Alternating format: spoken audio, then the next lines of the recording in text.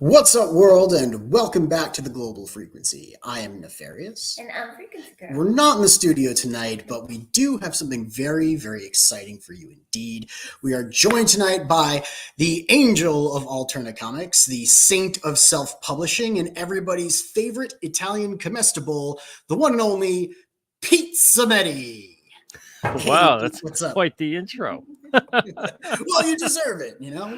All right. Sorry about the camera. We're on a laptop, not our professional. Yes. I'm sorry about the camera too. I'm on it.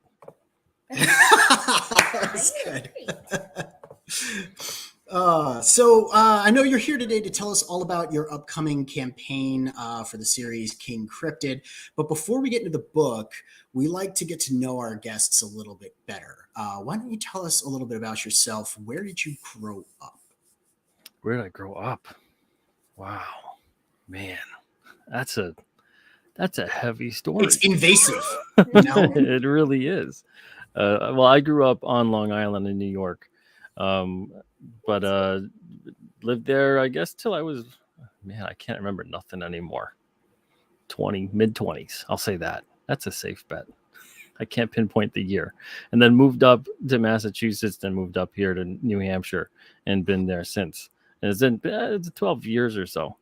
But yeah, grew up in New York, Long Island. And then it was mostly just spending a lot of time at the comic shop and toy stores and playing hockey, all that good stuff. So you're from Long Island to, I guess, New York's next door neighbor, and then up into like the New England area. You a New Englander? Yeah, root for it. And I am I'm happy to be a transplant. I would never go back to New York. Yeah. So apologies. Yeah, we're transplants too. We came from New York. We moved out to Connecticut. Maybe eventually we'll make our way up the coast into Massachusetts or New Hampshire. You know that there's always the future. But, yeah. But who are you rooting for, or were you rooting for this season? You said you played hockey. Are you a hockey fan? Yeah. I grew up liking the Islanders, a little bit of the Rangers sometime, but it was mostly the Islanders. Yeah. Rangers, I was like a young little kid, and you just get caught up in because that was the year they were winning the cup in it's the red, white, and blue, and they're heroes. They're the good guys. Yeah, and I liked the Rangers at the time when I was a kid because I liked Messier, and then they eventually got Gretzky, but then it pissed me off because then they lost Messier, and then and then everything didn't sync up, and then I started liking the Islanders more by that point in time, and but the Islanders do have those dynastic years, and it's a little bit before my time or kind of during my time when I was just born. But it was great watching those teams on replay anyway. Mm-hmm. But got more into the Islanders when I was in my teens, and then eventually moved up here and really started liking the Bruins team as well. I felt they were kind of scrappy and had a lot of heart too. At this point in time, I have to be perfectly honest though, the past 2 years I have cared very little for professional sports for multiple reasons. So at this point, I'm kind of like, whatever. I like players a lot more than I like teams nowadays. Yeah, she's very much the same way. I'm mad at the Islanders right now because they just fired Trotz for no reason. Well, no, the reason was they didn't make the playoffs. Dumb reason. I mean, first time since he's been. Yes, we think it's a dumb reason, but for a team, professional team, when it's in your contract that you make the playoffs and you don't, you get fired. It sucks. Trotz is great, but that's why it's so hard nowadays. I mean, on top of a million other reasons, but it's so difficult for me to follow professional sports on all kinds of various things going on. But I really I like some of the players a lot. One of my favorites right now is Alexander Ovechkin. He's been my favorite for a while. Just love the way he plays the game. But yeah, there's a lot of players that are out there that are like that. But it's been tough this season with the Bruins. I mean, I follow it loosely, but it's one of those things where I'm like, I recognize like 5 guys on this team now, and it's just okay. All right. It was brutal. We were watching. I think we went out to eat. Was it last night? No, I don't remember. The days have blended together at this point. Then we've had a lot of sun. Was it the Lightning that won?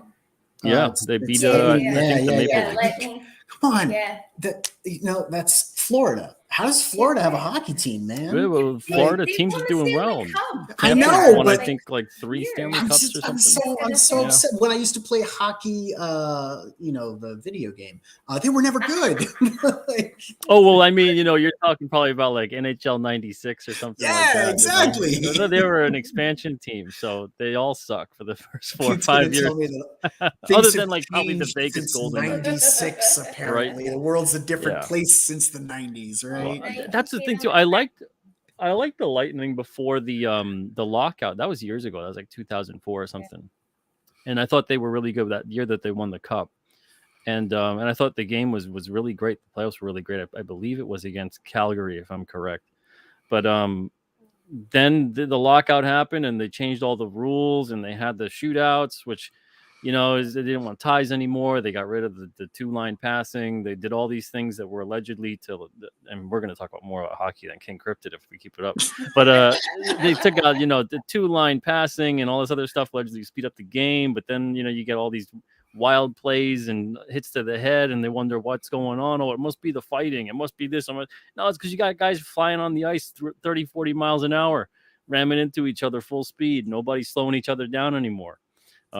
So there's all these different things with the game, and that was kind of getting used to that. And then a lot of just nonsense the past couple of years, and turning on the TV to try to watch a hockey game and basically being told you're a racist all the time. That's just kind of, come on. Like you said, professional sports in general, and a lot of stuff that we have to deal with in what we used to enjoy as culture these days. It's not necessarily really for us anymore. So on that note, why don't we talk about something a little bit more positive and find out how you fell in love with comic books? Was there a particular comic book that caught you up in the medium, or do you remember the time in your life? This actually all ties in a lot to King Cryptid, because King Cryptid kind of represents every single thing I've loved about comics and the mysterious since I was a kid. And they kind of go hand in hand, I think. The unknown, things that are paranormal, supernatural. It's very much a comic book subject matter. Even if you're talking about superheroes, it's all the same kind of stuff. It's just a branch of sci-fi. So King Cryptid kind of represents all of that. I was always the I guess you could say weird kid, but I don't know. I think it's normal. I think it's healthy to have a curiosity and a wonderment of the world. And I'd always be in like the sci-fi fantasy area of the library, especially in the elementary school library, and just looking up all the stories about aliens and Bigfoot and the Bermuda Triangle and all these paranormal things. I was obsessed with it. And I think that's what kind of drew me to comics instantaneously as well, is because all these things, they just don't look like anything you see in the world. And it just, all that stuff always interested me. Anything that was just something that was fantastical got my imagination going. I was always interested in stuff like that. So I think they kind of went hand in hand. It was kind of falling in love with both of them simultaneously. Beyond that, as far as why I'm into that stuff, I don't know. I've just always been into that stuff. It must be in the DNA or something. So you like the mysterious and I guess the outstanding, the unknown, anything that seemed kind of on the fringe, anything that seemed like the answer wasn't quite there yet. Even though for some the answer is definitively no, there's no such thing. I go, okay, well, we don't really know what's on Earth, let alone what's out there in the cosmos. So it's kind of difficult to actually have, at least for me, any kind of substantiative feeling in terms of, no, this is definitively yes and no on these kinds of things. I think the more that we find we know this, we know that, and then it unlocks another door and another door, and the more you find out you don't know anything at all. I think that's interesting. Like there are boundaries to what you know and what you don't know, but you never know that you know everything, or you don't know what you don't know. Yeah, I think there's certain things where people have confused like science and math and combined the two. And the definitiveness of math has worked its way into science, where it's become very definitive. Whereas science, I mean, the whole basis for science is asking questions and never really putting a cap on what it is that you know. And even when you know something, well, what does that lead us to? And keep on approaching it like that. It was all about challenging what you knew, but like you said, math is very boundary specific, and there is or there isn't. It's very quantifiable. What are you waiting to the chat? Have I done a bad? Have I not? Remiss. Sorry, Pete. We got to say hello to the chat. Is that okay? Okay? Absolutely. Go right ahead. I also keep looking past the camera because you're used to actually having a camera and not. Sorry about that. So Aaron is calling us out for being late. Even though that was 25 minutes before we were supposed to stream, so he's late. I don't know, maybe he thought it was 9:35. Your face is late. We got D-Wag. We've also got Armin. Thank you so much for tuning in, Submarine Treehouse. We got Collision Bomb in the house. Hey, Collision Bomb. Thank you so much for showing up. Been a while, man. I'm glad to see you. And yes, Armin, we are back at it indeed. We've got Mo Biggs, so it's a stream despite not being in our regularly scheduled location. Hey, we've got Raiden Radio. What is up, man? Thank you so much for tuning in. And Oliver, speaking of cryptids, I don't know if you heard, but our man Oliver from 656, they put out a cryptid book. Oh yeah, I own it. I don't know if you've seen it. Oh, you do? Hey, always cool to find out. Before we left. Yeah, it did. Yeah, it's very good. It did a wonderful job. Yeah, they did. They did a fantastic job. We got Elliot Rodriguez. What's up? Thank you so much for tuning in. And do we have anyone else here that is lurking? Oh, hey, we got Lord Crackhead. It's LCH. How's it going? We also have I'm still scrolling. I got a Matt Barr on my screen. I was say we have Matt Barr. And I got an Arrogant 8. Mm-hmm. And I got a Hockey. Yes, he wants to know where we are. Where are we? We're filming on location. We are out of state. We are in Massachusetts at a property that I own that I am preparing for the summer rental season. Yeah, we've been landscaping all day. That's why we've been out here for a week. We've been sunburnt and exhausted, and it's that time of year where it's grueling work for 2 weeks, but then I get to make comics for the rest of my time. Yeah, so it's worth it. We have a Billy Bex. Hey, what's up, Billy? Colorist extraordinaire. We had even more people come in while yeah, great to see everybody tonight. Wow. We got Kier. Thank you so much for showing up. And we've got Buddy Lord. Hey, buddy. Kier, whose beautiful artwork is on the backdrop here. Yes. Very much so. And we got What About? Hey, and Hail Alterna. Hail Alterna indeed. Mm-hmm. And we got Delicate Art. I feel like we had Delicate. I didn't say hi though. No, we said hi. All right, cool. AA digs the new space. Oh yeah, well, you're not going to get much of it. This is the one time only, and I'm not taking you on a tour of this house. It'll take way too long. So let's get back to it. Karen Nicole says, actually, let me ask this one follow-up question to the comic book thing. Are there any books that you like to read currently, and anything on the stands that I guess captures your fancy? No, nothing out there that's on the stands. No. The new stuff that I get is off of Indiegogo. Yep. And then other than that, I got more than enough to read with Alterna. So it's I'm sure, and that's not just editing, right? No, and that's the thing is that, and I've said this before, I technically am, I guess, even though there are some pretty big fans at Alterna of the books, I guess I'd be the biggest fan because I love the book so much I have to pay for the whole print run. I need it now. I need to see it now. I need it in my hands. I can't buy it from someone else putting it out there with their little logo on it. I don't want none of that. I want it to have the Alterna logo. And I don't care if it costs several $1,000s to do so. The book has to be here. And it's one of those things of I love every book that we have at Alterna. It's not one of those cases where I know there's some publishers that they publish whatever because they just think, oh, it'll appeal to whoever there is. I have to genuinely like the book. I have to genuinely care about the book. Otherwise, I'd feel like it's insincere. I'm recommending the books for others to buy, but meanwhile, I just don't really care for it at all. That just feels weird. So I genuinely like all the books here, and to me, that's a lot of reading to do. But I'm happy to do so. And there are some great books out there that are done by a lot of wonderful indie creators. But as far as the new releases and things like that go, and what's on the comic shop shelf, and I'm in the back issue bin. I really don't care for any of the new stuff that's been released for a very long time. So In the words of the immortal, is she immortal yet? Karen Nicole? And she's not a vampire. Everyone's got a side hustle, but for you, that side hustle is making comics, as you've said. So tell us, when did you found Alterna and why? That was back in, let me see, 2006, if memory serves. This is our 16th year. So it mostly was just a way for me to get my own stories out there. And it was maybe I was right out of college. It was like 21 or so. And I just started it up just to have something out there that sounded more official than my own name or some other kind of name or whatever. It sounded kind of official. It sounded cool. But I honestly didn't know what would happen with it. I thought 2 years maybe, and I'd move on, and that would be that. And I'd get some job somewhere else. There was a time I wanted to work for Wizard magazine, and that was when I was a kid reading it.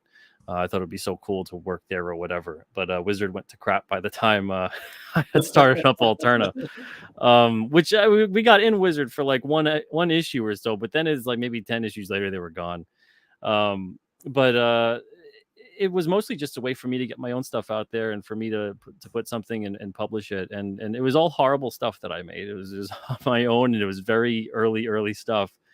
But it snowballed into getting other creators involved. People were sending in submissions, and for a while I was rejecting them all and just telling them, look, we're barely a publisher at all. It's mostly just from my own stuff. So thanks, but no thanks. And then eventually I started getting people sending things that were very, very talented. And this was probably around like the 6 to 8 month mark.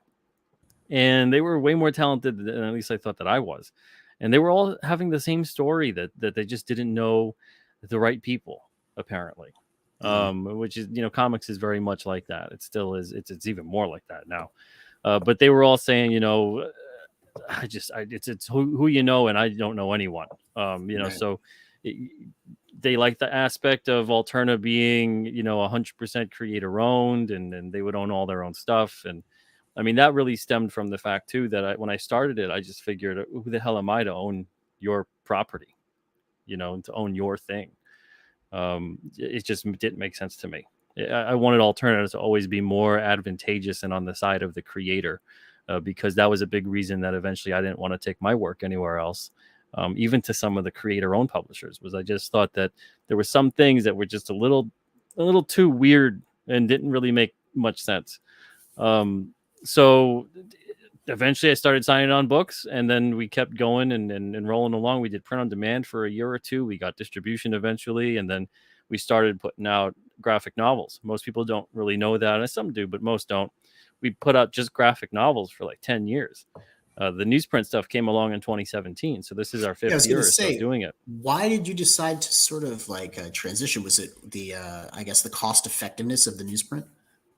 Yes. And also, to me, comic books are just, they're on newsprint. Yeah, it's just and they're just synonymous with volumes it. rather than graphic novels. Yeah, I could never really get into the everything on this like glossy, super kind of shiny stuff. I never could get into the comics that won't even flop when you hold them, let alone you're able to read them properly and the light doesn't combat with you.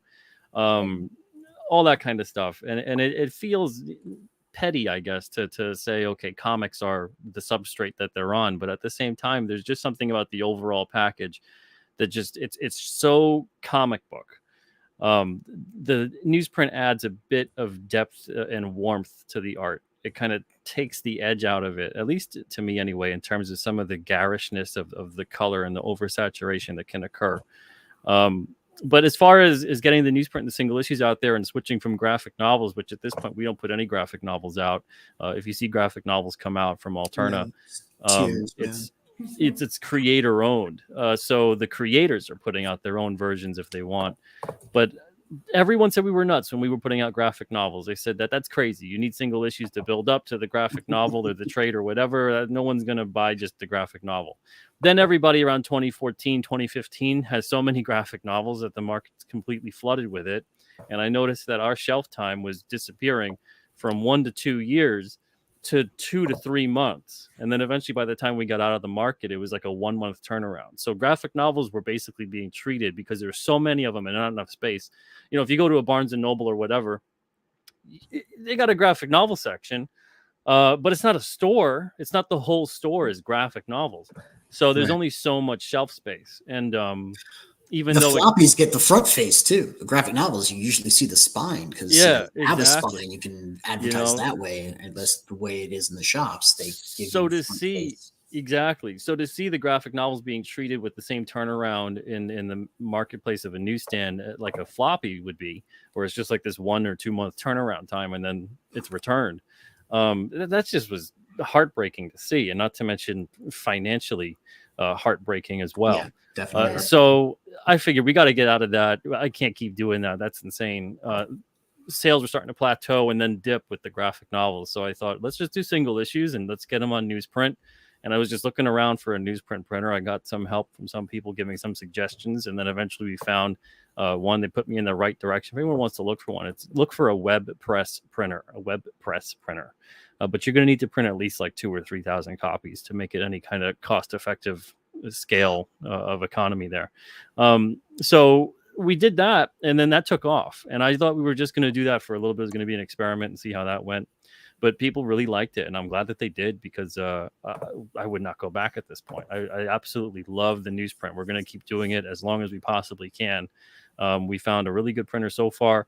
It's been great working with them. It's been tough finding a printer who understands the demands of the comic book reader, I should say. I was going to say industry, but reader, in terms of understanding that, look, these aren't grocery store flyers. These aren't things to just throw away. These are things that we're going to cherish. Quality print, but you want it on that newsprint style. It's definitely a tough thing to do. You don't want it to feel like a newspaper. You want it to feel like a paper comic. And there's a degree of difference to that, especially since it's 2022. But like, the thing is, I don't want to call it niche, but that's really the nook that Alterna has carved out. To my experience, Alterna's really got the newsprint down. When I pick up other comics out there, they don't have that feel. They don't have the it really is a nostalgia factor, but at the same time, it is so practical for printing. So it's like a win on these multiple fronts. And I really congratulate you for like figuring that out. Whether it was let's not print graphic novels and let's print comics. Yeah, and I mean, as a calculated decision. That's the thing too, is I like graphic novels. I really do. It's not that I don't. It's more just about the fact that it didn't really make too much sense for us business wise. And then by the time the newsprint took off, and then we were able to do giants on the newsprint as well, it really didn't make sense at that point to keep doing graphic novels. And again, we're Alterna's creator owned. I figure if you guys want to do like these creator exclusive editions and crowdfund them and all that kind of stuff, go for it. More power to you. I don't think there's any publisher in the business that would be like, hey, if you want to do some really cool premium edition of your book, and keep everything you earn from that edition, cool. Alterna is the publisher, though. We do that. So if a creator wants to, make T-shirts, if they want to make stickers, if they want to make their own graphic novel premium edition, if they want to do all that kind of stuff, they could do that at Alterna. They'll keep everything that they earn. So that's where we kind of differ a lot from other publishers, too. So everything about it is I try for Alterna to offer as much value to the creator as we can also offer to the reader as well.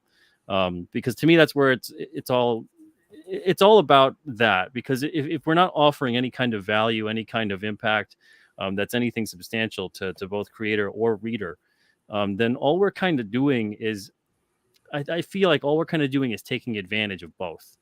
If as a publisher, I'm not doing something that offers some kind of value, then I'm not really much value to anybody.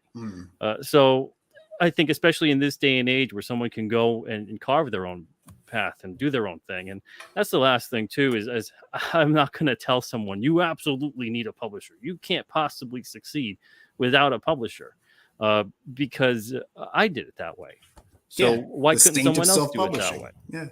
It's so I love seeing people do that kind of thing. I love seeing people have success with it.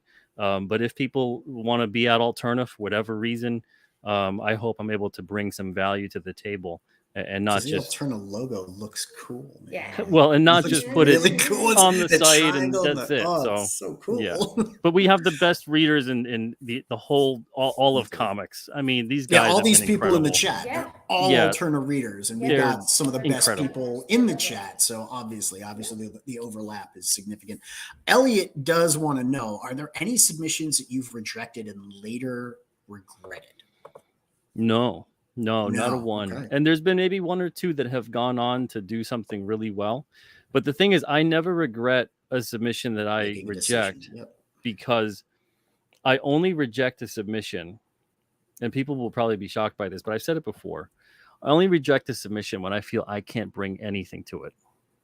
When I feel I can't bring anything to it, and I also reject submissions when I feel like if I accept this, I'm bringing too much of myself to it. So I'll be taking over the project essentially. So you bring me a story and I end up saying, well, your character would be better like this, and the storyline would be better if you did it like this. And then if you had this other creator in there and they drew this, and then all of a sudden I'm managing the whole project and it looks nothing like the thing that you presented to me. That's not doing the creator any kind of service whatsoever for me to just come in and completely take it over. And then, like I said before, if it's a book about, it could be anything. But I feel like I'm not really bringing anything to help here. I'm not it's like a gut feeling of just, oh yeah, I really like this book. And I think I could do something for it. It has to be more than, oh, I like this book. Because if I just like the book, I'll become a reader or I'll support it on the crowdfunder or whatever it may be, which has happened before. Excited for the possibilities that book exactly can have when it teams up with you. I know the feeling, like when you're talking to the person about doing something with them or their project, and you suddenly get those juices going of, oh yeah, it'd be really cool to help that person or be able to do stuff with that person, that and that sort of like spark that's there. So yeah, I understand what you mean. Yeah. And so I never really regret any rejected submission, and if anything, every single submission that I do reject, I really truly do hope that they have tremendous success. I don't want anyone out there to fail, and especially if they took enough time to send something to Alterna. But yeah, so thanks, Elliot, for your question. Appreciate it. Yeah, you're also probably the nicest guy in comics. You run, the show, the open mic Depends night. who you talk to. Well, I mean, the people that say the things that they do, that they're generally wrong because they don't talk to you, right? They hear things on the internet or they see things and they put, I have these questions. Yeah, there's a lot of foregone conclusions and things like that. Yeah. I mean, I'll just say, I have it written down right here. Back in 2018, when CBR published the article falsely, reporting that Micah had been fired from Alterna for not complying with recently updated social media policies, you responded ultimately to that, beside saying what you did to CBR, which, it's firm, and you had to because it is damaging the reputation of yourself in print. It is, libel. Ultimately, though, that concluded with a quote from you saying, "I'm really looking forward to the day, years down the road maybe, when we'll all be at a convention together, laughing and embracing each other with words of kindness and support. And until then, please be kind to each other. And I hope you'll join us and work towards something better." I don't know what to say, man. Like, that's not a hateful statement in any way. That's probably the most thoughtful, genial, responsible way to end I guess a beef with someone that could, for all intents and purposes, in all actuality, on professional lines, end in a lawsuit. So for you to be able to handle something like that, and this isn't the first time that you've handled it. In 2019, there was that horrible situation where, you got swatted. I don't know if you still talk about that, but then, even more recently, after the charity art auction, it seems like people always trying to take shots at you. But no matter I noticed that no matter what, your spirit is your shield. I expected during King Cryptid as well. I'm very different now than I was in 2018. In 2018, I look back and I think I was a little naive to some people's motivations. I thought there was a little bit more to be gained from having an honest and open and hopefully some kind of good faith discussion with some people, but some people don't want to have that at all.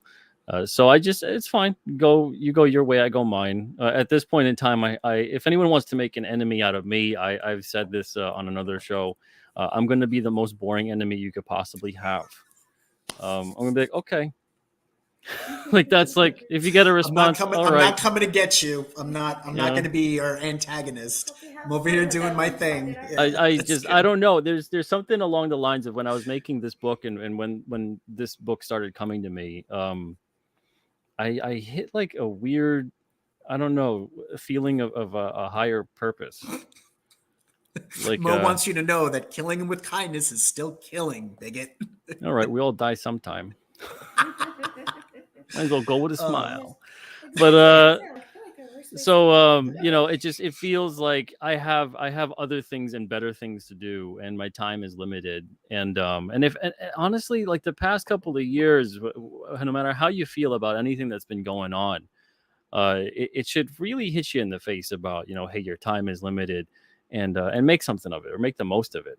And that's certainly how I feel at this point. And I'm not perfect. There's times where I see something and I'm still like, what is this nonsense? But I don't really care as much as I used to in terms of, really trying to get someone to see where I'm coming from. It's more like, okay, this is how you feel. Well, this is how I feel. And if you don't like it, all right, bye. You go live your life and I can go live my life. And that's about it. Maybe I look up to it, but I'm in the phase of my life where I see someone say something stupid and I come up with all the things that I want to say to them. And I just get tired and don't say any of it, and I just delete everything that I typed or whatever. Yeah, I kind of have like the chess game in my head now, and I'm like, okay, if I say that, they're going to say that. And I know if I say that back and then they'll say that. And it's like 3 hours later, I'm just like, what's the point of all this? But you still manage to say stuff though. And that's what I'm saying. Like, I don't know if that's because you've been dealing with this for so long, but you've cultivated a way of being able to make statements where it's like, okay, if I throw mud at that, it's just armor all. It's that mud is just going to slide right off because you are able to hit it sideways, and me, if I were to come at it, I would be confrontational with the person. I'd be trying to set them straight. I'd be trying to disprove what they know. I'd be trying to challenge them. And that's what makes me exhausted. You seem to have a very effortless way, almost just a finesse of disarming these people and moving on gracefully. And I'm jealous of that a little bit at times. Well, thank you. But yeah, I mean, yeah, it really is just it's very strange. It coincides with me kind of diving headfirst right into creating the world of King Cryptid, and everything that's happened as a result of that has if anything, it's kind of set me down a different and better path, I feel. And it's more about if I'm leading, I hope I'm leading by example. I don't want to go in there and tell anybody how to think, who to talk to, what to be like. I wouldn't want anyone really to do that to me. So if anyone takes any kind of note or inspiration from how I am, I mean, hey, that's nice. But don't look up to me or idolize me or anything like that. That's all I ask of people out there. I appreciate you, Pete. I appreciate that's good. Good. I appreciate you. So why don't you tell us more about King Cryptid? Now, you have a number of writing credits to your name. You got Metaphase, All My Ghosts, and most notably probably The Chair, because The Chair became a film with a very interesting, cast of characters. Oh, well, I didn't write Metaphase or All My Ghosts. Oh, I know. Yeah, there's credited to you. They're all credited to me because I'm the publisher. I swear. Okay. Metaphase I lettered, but All My Ghosts I just was the publisher of. There's people out there, they put things in there, they see the name on the credits or something and think like, oh, okay, they had something to do with it more than publishing. Yeah, I got to admit, I haven't read any of your catalog. Like I know you as the publishing guru from Alterna Comics, who's probably the nicest guy on YouTube, giving everyone time out of his day to, improve their pitches, to get, their voice heard on the mic, to promote themselves. It's just, you do a lot for a lot of people, but we're going to talk about King Cryptid, I promise, but I'm not familiar with anything you do as well. I guess the thing writer. I'm probably most known for would be the chair. Other than that, I've had short stories here and there in the If anthology. It came out on a Wednesday, and then I've done some lettering and things like that for other books and other places too. But most people probably know me from the chair in terms of creatively, which is a very different story. It's it's a psychological horror that takes place on death row. When I wrote that story, I was 22 years old, and I felt like, okay, I want to write a story that's like this, and this is the point of this story. It was very much like, let me do something that I don't think many other people have done. That's the being naive and 22. I'm sure there's a million stories that are like the chair. But I felt like this was the point of the story. It was kind of like a dark character study of, two people that could be brought up in the same environment and then go down completely separate paths, but they still wind up in the same spot. And that was kind of the story. That's the whole gist of the overall story. With King Cryptid, it's nothing like that. Like the chair was a story that I felt like I want to tell this story. King Cryptid is a story I feel like I have to tell this story. Like if I don't tell this story, I'm gonna lose my damn mind and like scrawl things on the wall and end up in the nut house. I might end up in the nut house either way because I make comic books, but at least I would have told the King Cryptid story, so I would have got there some other way. But I have to tell the King Cryptid story. I have so many stories to tell. I have seriously, and I'm not joking at all, I have close to 100 stories already in terms of ideas. I've got 60 that are relatively mapped out. I've got like 30 that are outlined. So this I've first got campaign, 3. Yeah, this first campaign, 3. I'm telling you, when it hit me, it was like that Travolta movie, Phenomenon or whatever. He just gets hit, and maybe I have some kind of don't have cancer. I'm not gonna, Please. But it's like it just came into got beamed into my head. This stuff, it's absolutely crazy. Full stories getting just beamed into my head. That's what it felt like. It never happened to me at any other point in my life, and I don't know if it's from being in this region. I don't know if it's just everything in the universe culminating at once. And I know I'm probably going to wig out some people or whatever. And I've said this before. I said this on a show last week with Dirk and Murph, and I know what I look like. I don't do drugs. All right, I don't do drugs. It's not drugs. So I know people have said that before. This is seriously, it's a culmination of every single thing I've loved about comics, about mysterious things, all that kind of stuff. It's just in one great series that I hope people have a lot of fun with, because we're really having a lot of fun with creating it.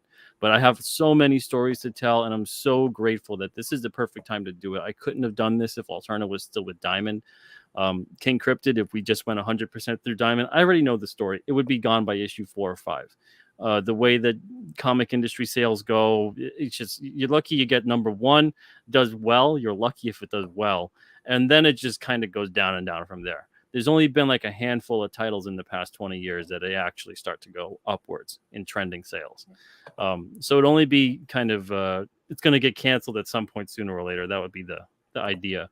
But now with crowdfunding, with getting directly to the reader, with things like this, being on your show, being on other shows and all that kind of stuff as well, getting the word out there and communicating directly to the reader, as opposed to hoping the retailer cares enough to put it on their shelf for a very small amount of time. That has been revolutionary. That has completely changed the game. And that's what's also enabling and allowing something like King Cryptid to exist, and for me to go in there confidently and say, yeah, I'm going to be doing this pretty much for the rest of my life. I've got enough stories to tell. I want to do 4 or 5 issues a year. 100 stories to tell, 4 or 5 issues a year. We're talking about I'm doing this for at least another 20 years, and I'm 100% serious on that. Alterna could fall to the wayside. I'm still going to do King Cryptid. I can't see Alterna falling to the wayside as long as I'm doing King Cryptid, but that's how serious I am about it. So, well into the future, 100 issues. We keep talking about this thing, and you're so passionate about us. Tell us about the world of King Cryptid. First of all, who is this guy? So King Cryptid is obviously he's a cryptid, but that's not really his name. We find out his real name in issue 1. I've said it here and there, so I'll say it on this show too. His real name is Crowan, Krowan. And Crowan is a 500-year-old, give or take a couple of years, a cursed immortal. He is not king of the cryptids. He isn't anything like that.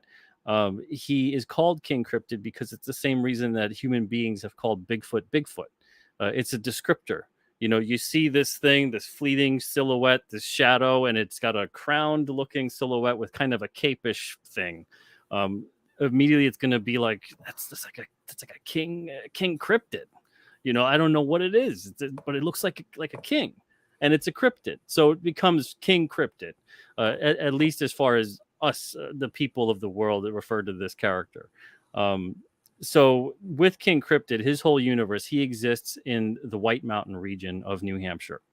That region has been host to a lot of paranormal activity over the years, both with being the first place where a UFO was allegedly photographed was in Mount Washington I did not over know. 100 years ago.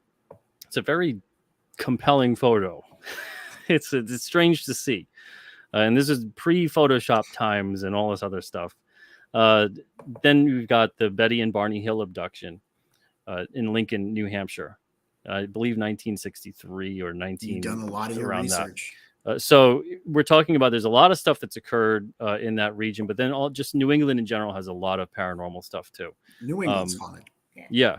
So it's old as hell. There's a lot of native legend and all that other stuff. So there's a whole lot of just source material, I guess, to kind of dig from. And then growing up on Long Island, you got the Montauk military base out there that has a long, weird, twisted history. Grumman was over there. I was only like maybe 2 miles from Grumman growing up.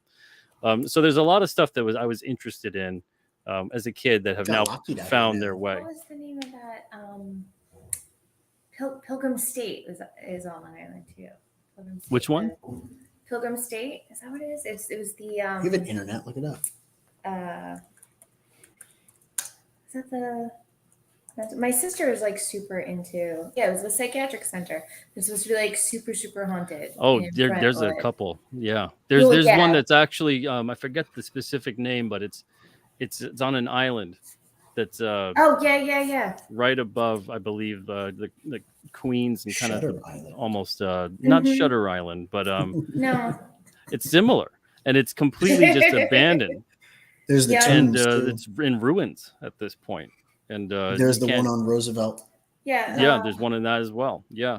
There's a lot of stuff, a lot of old TB hospitals and whatnot. I know all about insane asylums. My friends and I used to drive up and down Sweet Hollow Road when we were in high school because, like, all of the was like the haunted cemetery. You and, actually like, grew up near Amityville too, right? Yeah, I did. I didn't grow up in Amityville, but like near it. Yeah. The actual house doesn't look anything like the movie. They totally, understandably, renovated the whole thing. But so this expresses your love of these paranormal phenomenon. Elliot wants to know, are there any documentaries on this paranormal activity that you would suggest to better familiarize yourself? Oh goodness. There's a lot. There's hundreds. Elliot, if you have access to Tubi TV, Tubi TV, it's all on there for free streaming. There's a ton of paranormal. Tons of paranormal stuff. Hey Finn, what's up? We got Finatra in the chat. So King Cryptid is basically what he really is. He's this big giant man creature thing. No one really knows exactly who he is. He barely has a recollection of who he is. That was part of his curse as well. He kind of is murky on a lot of the memories of who he is. It's a lot of this kind of it's kind of like if you remember from like when you're a kid and you really try to pinpoint certain specific memories, all you can really feel sometimes is the emotion, from that, whatever it might have been, a good day, a bad day, whatever it was, and it left an imprint. So it's kind of like these fleeting emotional memories here and there, but nothing substantial. And it's been a long time too. So King Cryptid in himself, he's a 7'2", 400-pounder. He's a big guy. He's super strong. Now his power set waxes and wanes with the phases of the moon. So when it's a full moon, he is practically unstoppable. He can still be stopped depending upon how powerful the foe is, but he's really, really strong. He's faster. He recovers a lot faster. But on the night of a new moon, he's practically powerless. He's more just like a really strong 7 foot tall, 400-pound human being. He's like the Big Show. Yeah. So, he's still a tough customer, but he's nothing at all like when he's fully powered. Now, the reason for that is because the first 100 years or so, and all this stuff we find out through the course of the comic, but I'll spoil a little bit of it for you guys. The first 100 years or so of King Cryptid being this cursed being, he was basically this feral, ravenous creature. And he would run around and just kill, eat, whatever. But the curse was basically that he was aware of what he was doing the whole time. Now, he wasn't a human being that got any joy out of this kind of stuff. If anything, he was horrified by the fact that he would be doing these vicious, horrible things to men, women, children, animals, whatever. Just insatiable, absolutely killing everything in sight. So there was all this legend and folklore built around this character, this beast. Eventually, he came across a Wampanoag shaman that was like, I've heard of this character before. This must be the person that has this curse, and gave him this enchanted moonstone, was able to actually put this into his crown of bone. You see that right there on the screen above his third eye. Now, this enchanted moonstone kind of psychically enables his humanity to come out, but it has to be charged up by the moon. That's the only caveat. So when it is a night of a new moon, if he does not manage to get that thing charged up, he's a monster. He turns into a monstrous form again until his body recovers. So he'll start killing and doing all this kind of stuff. And he transforms as well when that occurs. Tonight, funny enough, is a full moon, but it's a super blood moon. I'm going to have a story later on that's about a super blood moon where King Cryptid on a super blood moon will actually transform into this monster. But he has his humanity still intact during this phase. So he's not really someone you want to mess with tonight, because he still loses temper a bit. He's got the moonstone charged up. But he's got it fully supercharged, but he also transforms. Does he turn kind of like red? The same. His eyes start glowing red. His crown of bone gets all twisted. I love when they have special power-ups and stuff that snarly, make him change colors. I love it. He gets a little bigger, grows about a foot in height. So all that kind of cool stuff. We're going to touch upon that story, though, that I just described in terms of his experience of turning into a ravenous feral creature. Not the super blood moon story, but all out, just kind of him having a flashback moment and explaining bits and pieces of his origin. That's going to be a story that comes out in about 2 years called Killer King. And that's going to be the first 3-parter in the King Cryptid series. Everything else is pretty much a one and done episodic style story. That's how I want it to be. Honestly, that's what I love about comics, is that when I grew up, you could find issue 200 something and you're not lost. You still can read and enjoy the comic, and there's strong characterization, but maybe there's also an overarching subplot.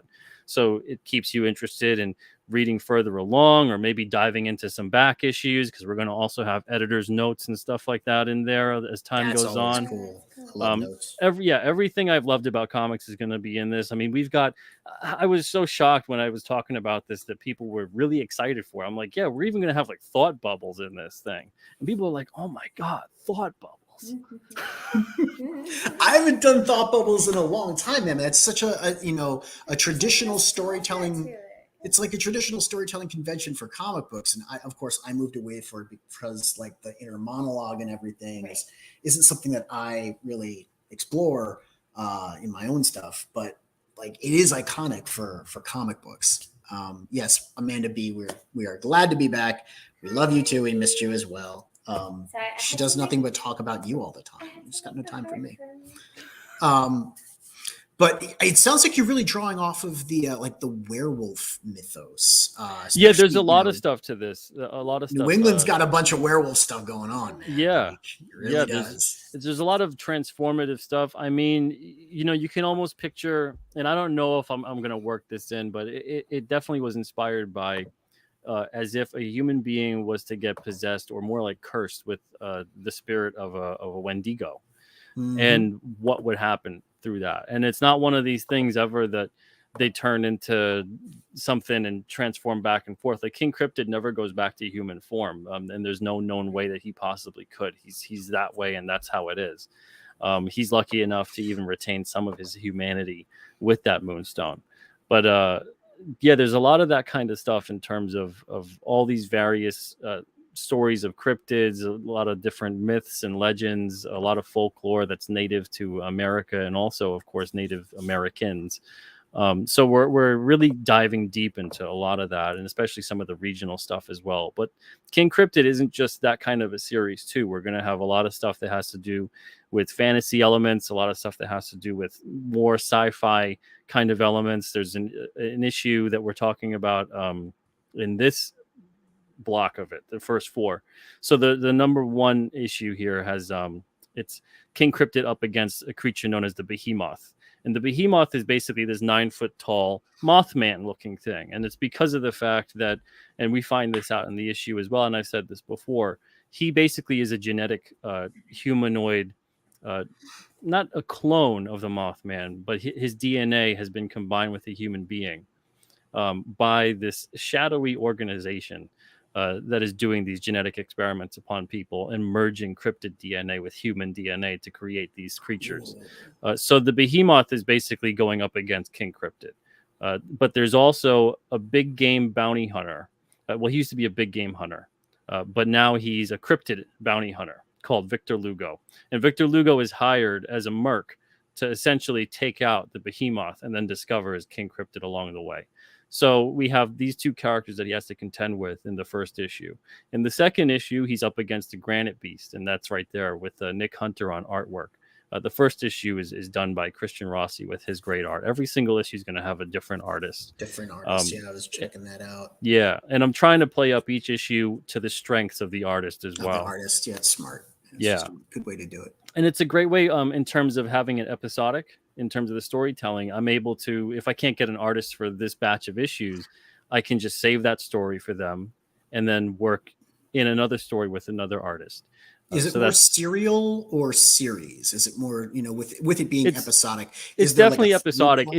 In feel of it, it's more like Batman the Animated Series crossed with like Thundercats, like that kind of feel. In terms of the way the stories are approached and then the subject matter and then the storytelling style. Yes, you don't need to read them all in order. You can read them out of order. You probably, there are things happen chronologically, so you might be out of time a little bit, but it's not completely essential to know what happened to the previous issue to know what's going on in the current one. It's more Twilight Zone than Star Trek. Yeah, so and then that's the thing is if we do have, like I mentioned, that Killer King plot line, that's going to be, it's issues 10, 11, and 12. And that's going to be in like 2 years or so. That's going to be marked as Killer King part 1 of 3, part 2 of 3, part 3 of 3. We're not going to be shying away from labeling that it's a mini series or that there's a story that it's a part of a larger one. Nothing like that. So every single issue that's not marked that way is episodic. It's relatively one and done, but there are elements that carry over. So the continuity is still there. And when there's something that pertains to the issue, if there's an event that's spoken of or whatever it may be, or some type of information that might be interesting to the reader to learn more about the backstory of it, they can seek out the issue that's privy to that, and we'll have an editor's note that they could do that. So issue 2, you learn a lot about the Moonstone. You learn a lot about King Cryptid and what happens to him on the night of a new moon. The Granite Beast is here in issue 2, and basically what happens with the Granite Beast is that he is the descendant of an ancient rock beast. And this rock beast was on a living meteor that crashed into the side of a mountain and created this massive cave. And out of this cave created this spring with all these crystals and all these everything else, this mystic energy from the cosmos. And what happened is that King Cryptid is using this as his home. This is what he basically manages to get his energies restored, and he gets recharged when it's night of a new moon. So he doesn't turn into that feral state. He comes home one night and unlucky for him, it's the night of a new moon and the Granite Beast is there waiting for him. So King Cryptid is massively depowered. Now the Granite Beast does not know this. He does not know King Cryptid's power set. He has no idea what he has to do with this cave, the new moon, nothing. He just knows this dude is in my ancestors' home. He's a squatter, according to him. So he's like, you're not worthy of being here. You got to get out or I'm going to force you out. So they go up against this life or death battle, essentially. And King Cryptid has to find a way to get out of it in one shape. Issue 3. Issue 3 is by Alex Jovich. He's on the art on that. And it's a flashback issue. So it takes place September 1984. with a group of 4 friends. Yep, that's the issue right there. And these 4 friends are on the hunt. They're looking for King Cryptid. They've heard a lot about these stories. They're interested in the paranormal. One of these friends, of course, of the 3 here, one of them has a younger brother who's a bratty little crap. And he wants to just laugh at his older brother and his friends because he doesn't believe in any of this nonsense. So he's tagging along because he kind of has to be, because they've all lied about where they are, of course. I'm sleeping over years at your house. I'm sleeping over your house. So they're telling their parents all these stories. But meanwhile, they're going out and they're going to go into the White Mountain Forest and explore and find if they can get King Cryptid or any kind of evidence of him or anything like that. They're really dead set on finding something that night. They think that the night is magical because it's like the 23rd anniversary of the Betty and Barney Hill abduction. They think there's something to this area because that's the area that they're in. They're in Lincoln, New Hampshire. So they go off into the woods trying to find King Cryptid. And that's basically what this issue is all about.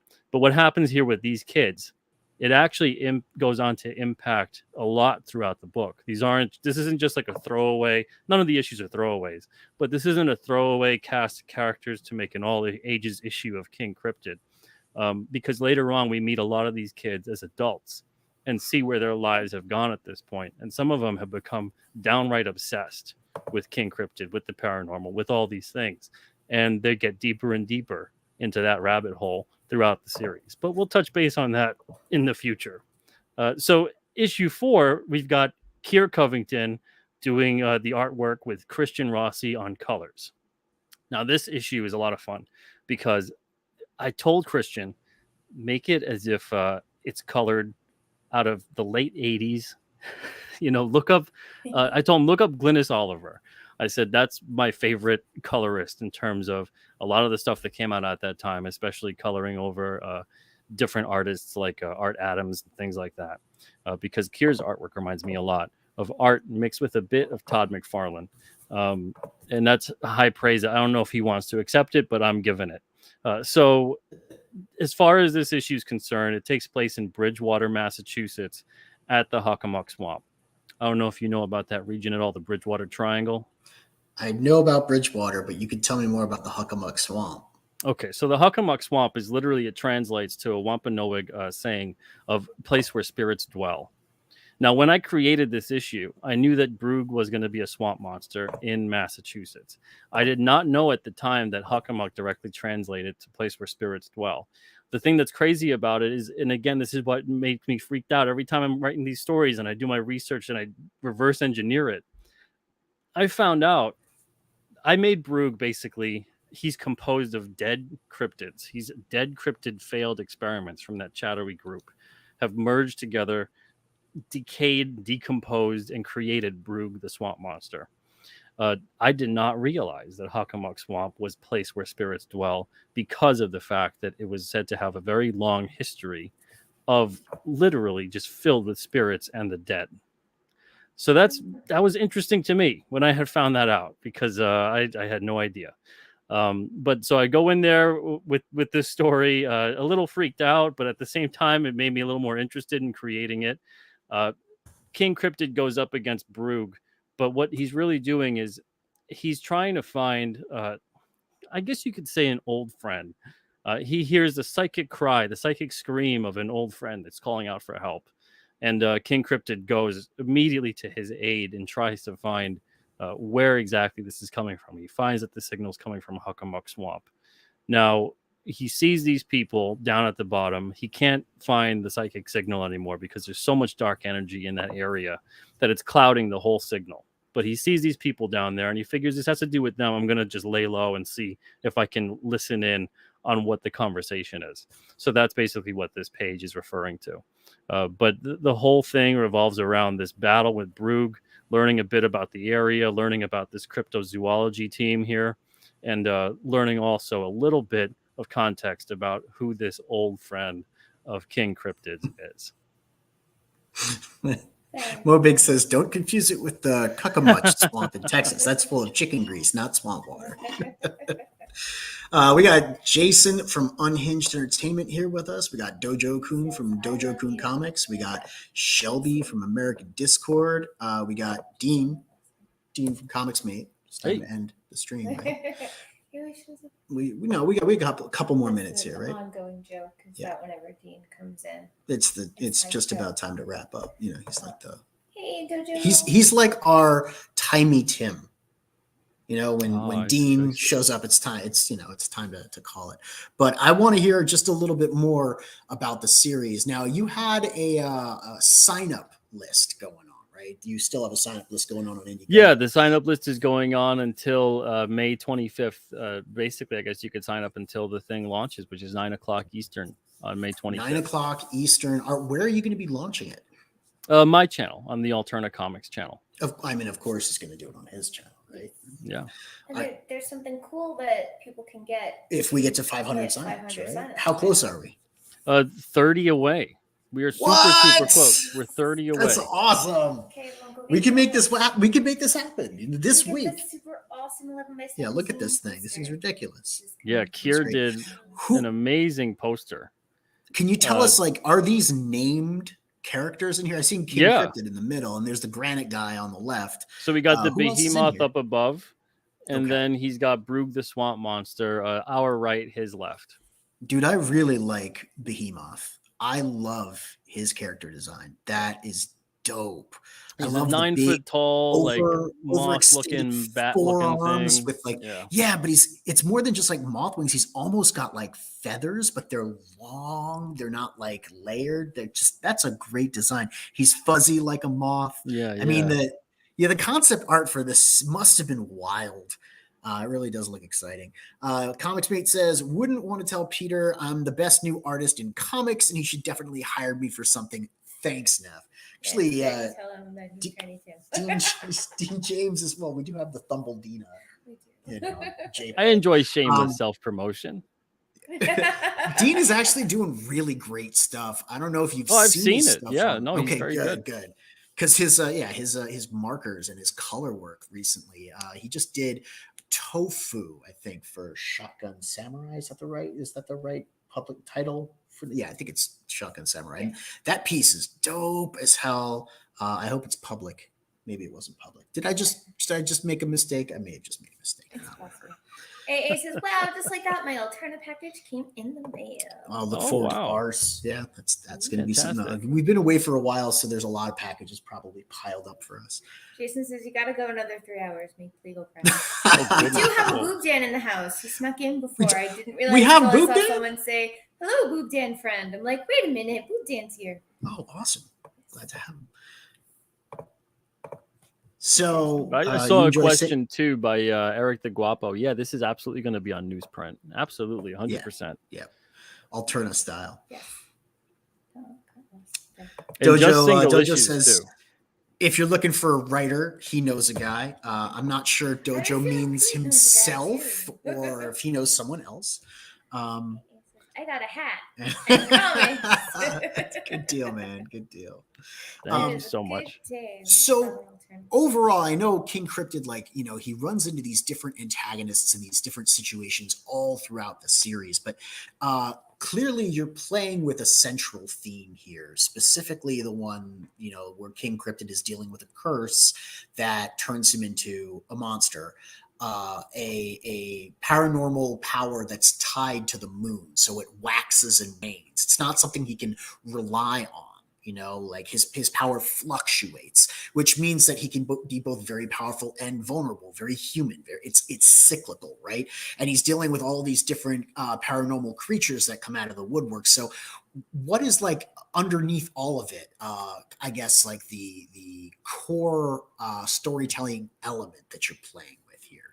The heart of the King Cryptid story is it's a redemption story. So King Cryptid, like I said, when he had that curse for the first 100 years or so, and he's running around in a ravenous feral state, and he's killing everything in sight and eating it and everything else. He's doing all these horrible things. He's fully aware of what's going on. He can't do a damn thing about it. His body and his mind are two separate elements. So the guilt that he feels is complete and entire. He doesn't feel like there's anything that he could possibly do to ever make up for it, but he's going to try anyway. So he tries like crazy to be a hero in a way. even though he's also grown to become not too fond of a lot of human beings over the course of the 500 years. I think any of us would feel the same way after 500 years. I haven't even made it 500 but, years, and I'm weary of most human beings. But he's seen also a lot of tremendous good from people, so he hasn't necessarily lost his faith in people either. He definitely understands that, you know, there's good people, there's bad people, there's people of all kinds, and that they all have their reasons for doing all kinds of different things. But he tries like crazy to be of some kind of service, to be of some kind of help to those in need. He's a wise character, so there's philosophical elements to the story as well. I would view this as I would honestly say that if you grew up with comics in the 80s, 90s, 70s, that kind of a thing, this is an all ages book. But if you grow up with comics in the past 10 years where everything's become increasingly more labeled and scrutinized, it's, you know, it's a teen type book. It's never really going to be a mature book. We're not going to have strong language or graphic gore or nudity or anything like that. But there are going to be deeper philosophical elements that I think would maybe go over a lot of kids' heads. But if anything, when I was a kid, I loved that kind of stuff because it made me want to dive into like, what are they talking about? You know, and you learn more about that. And it sends you to the encyclopedia, or nowadays, I guess maybe it'll send you to Wikipedia. Not exactly the greatest thing. But hopefully it sends you to the library or get some books or whatever it is if you're a kid and you're interested in this kind of stuff. But, you know, this kind of subject matter, I think it speaks to a lot of people too, the way it spoke to me as a kid and the way it still speaks to me. Anyone that's out there that's still interested in the unknown, that still has any kind of wonderment about the universe and their place in it, I think you might find you're really enjoying King Cryptid, because we're on this journey with this character together. And even though he's been on the journey longer than we have, he's still learning a lot. He's still finding friend and foe and trying to figure out his place in the world. And honestly, like I said, he's really trying to redeem himself because he feels that he's done so much wrong, even though he couldn't help himself. That was the curse. That was a curse placed upon him. But he still feels like he has a lot of making up to do. He has a lot to do to be of service to those around him and to the world that he's a part of. We have 2 questions from Eric Guapo. Does King Cryptid eat pizza? Who doesn't eat pizza? Exactly, that's what I said. And will you be drawing an issue of King Cryptid? No, I probably will never draw an issue of King Cryptid. I have a cover that's going to be on the back cover because it's a flip book style series as well. It's not in terms of the interior is a flip book, but the cover is a flip book. So in terms of the back cover is also a cover. So on the cover, instead of doing like the variant thing and having 2 separate issues and all that nonsense, if people buy the cover, they like a cover, whatever it may be, well, you could flip it over and there's another cover for you. So you get 2 covers for one book. So on the back cover I'm copying it. So on the back cover of issue 1 is the variant, I guess. They're both front covers if you think about it. But that's the only thing I'm going to have. And it's mostly just honestly because I don't really care for sequential art. I don't have the patience for it. I'd much rather leave it in the hands of more capable people. And then I don't even have the time. So even if I really did want to do it, I just don't have the time. I have the time to create the series and all that kind of other stuff and do that, what needs to be run with it. But in terms of getting an issue out and drawing it, there's no way. I'd much rather leave it in the capable hands of people like Christian, Alex, Kier. I mean, we're talking about Alex is done with his issue. He did everything on his issue. He's done with it. Kier is done with his issue. He penciled and inked it. Christian needs to color the rest of it. He colored 2 pages so far. And Christian is done with all the layouts for his issue. He's done with 2 pages. And he does like 2 or 3 pages a day sometime. So like these guys, they're super, super quick. There's nothing. And Nick is done with his issue too. Goodness gracious. How could I forget Nick? So all these artists are fantastic. They're all in. I've told them to slow down. All I need is like 2 or 3 pages done. And they're like, no, I want to do the whole issue. And I'm like, all right, well, great. Well, they love it. You know, you love it. Tell me about this box, man. I saw this box and I was like, yeah, tell me about the box. So the box, I mean, again, Alterna's creator owned. So we do have a collector case, but I can't make collector cases for each title, because I can't just merchandise people's properties and do that kind of stuff. It's creator owned. But with King Cryptid, that's mine. That's my own thing. Alterna doesn't own my work either. So I'm doing its very own collector box for this. Now this is like a premium box, and it opens up and then it folds. You can go through the different pictures in there to see what all the different angles of it and the inside and stuff. But this is a 11. It's the same size as the Alterna collector case. It's 11 inches by 8 inches by 2 inches. So it'll hold about 15 to 20 issues. There's interior art. Yeah, the whole thing is completely done with everybody's work here that's involved in the first 4 issues. And I'm going to have it be a 5-issue box set. So one of the spines on there is going to form an overall image when all 5 are lined up.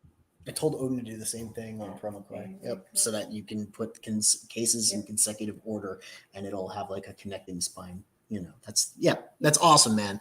I dig your sense for marketing and for merchandising too. You know, like, I mean, the beanie says it all, right? Eric says, I like the box. That's always good. Eric hates everything, so if he likes the box, that's saying something. Yeah, he's a tough customer, but you know, he's a great customer, but he's a tough customer. Or he can put his books in the case and then throw all the junk from everyone else's campaigns in the box. Exactly. Now you can have a decorative way to hide all of this stuff. I mean, you can use my as long as it'll fit in the dimensions of 11 by 8. Use Pete's box for actual comics. You can use my box for all the junk. All right, so I guess we are drawing to a close. Is there anything you want to? I'm getting that box.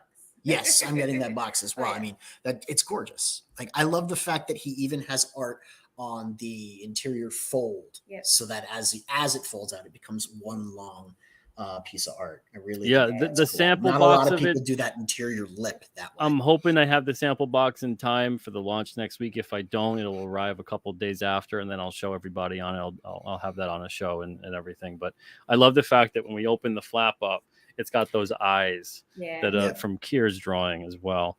So it's just a little bit of King Cryptid sneaking a peek at you. Yeah, and that looks like full bleed art too. I mean, I love the way that it makes it look like full bleed art. I'm gonna steal that also on my next box. Yeah, man, you're always doing cool stuff. I gotta say, like, Pete, you know, you say don't look up to me or anything, but people do. People look to you sort of as a guiding light. Maybe it's not like idolization or anything like that, but it's like, yo, what's Pete Simeti doing? You know, how can we improve what we're doing? Watching and seeing what he's doing, and not improve it just to be, you know, like you. People want to be better. We all inspire each other. Yeah. I'm constantly inspired by everybody else too. Buddy's got his own box, man. Buddy's box is going to be pretty badass too. Nice. You know, he likes your box. Everyone likes Pete's box, man. Yeah. So we got 30 signups away from the big 500, that 11 by 17 piece. Is there anything you want to tell? Poster. Yeah, so the 11 by 17 poster. Go sign up. No. Is there anything that you want to tell the viewers other than to sign up? Well, we still have the spring campaign right now going on. That's in demand. Yep. Books are going to be going to the printer very soon, and then I should be fulfilling that probably in 3 weeks to a month, and then it'll take maybe 2 or 3 weeks or so to fulfill that. But other than that, the winter campaign just closed today. So that's closed down completely at this point. You can't back that anymore. We'll have those books from the winter campaign. They'll be on alternacomics.com on June 1st.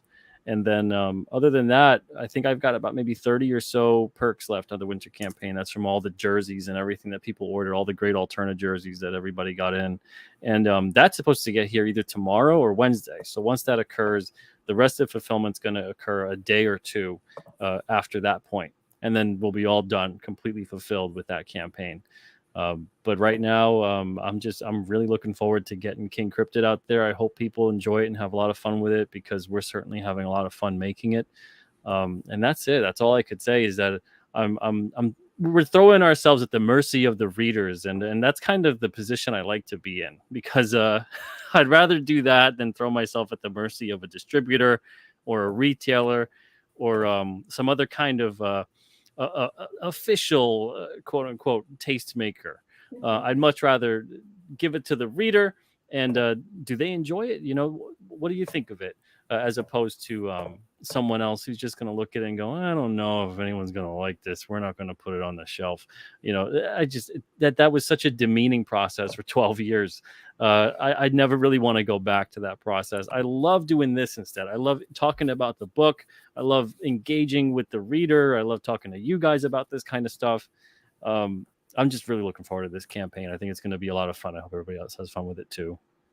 You could tell when you were talking about King Cryptid just how excited you are. He honestly had that little, I don't want to call you a little kid, but you had that kid enthusiasm. Like when you have a TV show that you love and you think it's the coolest thing, and you want to tell everyone about it. If I was independently wealthy, I'd spoil the whole damn 100 issues for every one of you right now. But you have to sell the book. Yeah, exactly. And if you do something well, don't do it for free. So, we absolutely want to pay you for the book. That's the other thing, like people want. Well, that's why I have to get artists involved, because I feel I can't spoil it because I want to make sure they see the art, because the art's wonderful. But in terms of the story, I would sit here and just talk to everybody about the story all the time. I love talking about this stuff. I love telling these kinds of stories and getting really involved in that kind of old storyteller feel around the campfire kind of a thing. I feel like that's such a intrinsically part of being human. It goes back for forever.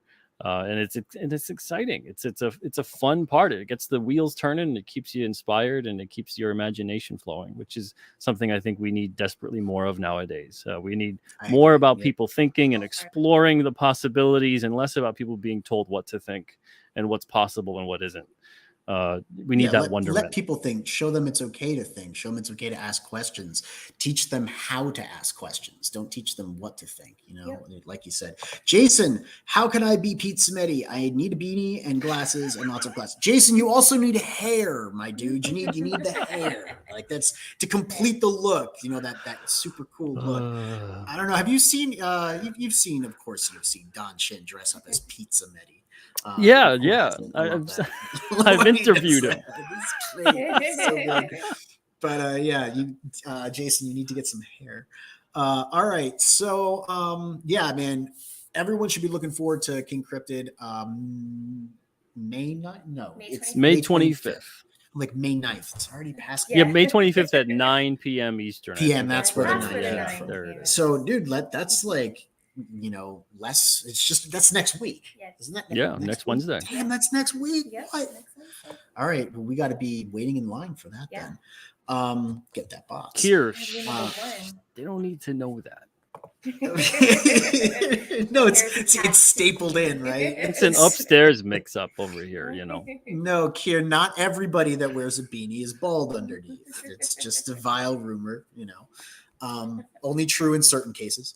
So, thank you so much, everybody, for tuning in. Don't forget to check out Pete Simeti on his own channel and Alterna Comics. Check out that spring campaign before it's gone for good, like the winter one. Sign up for King Cryptid so that you can be ready to back it on the 25th. And thank you so much for tuning in and hanging out with us tonight. Don't forget to subscribe, click the bell for notifications. And tune into the frequency. We'll see you next time.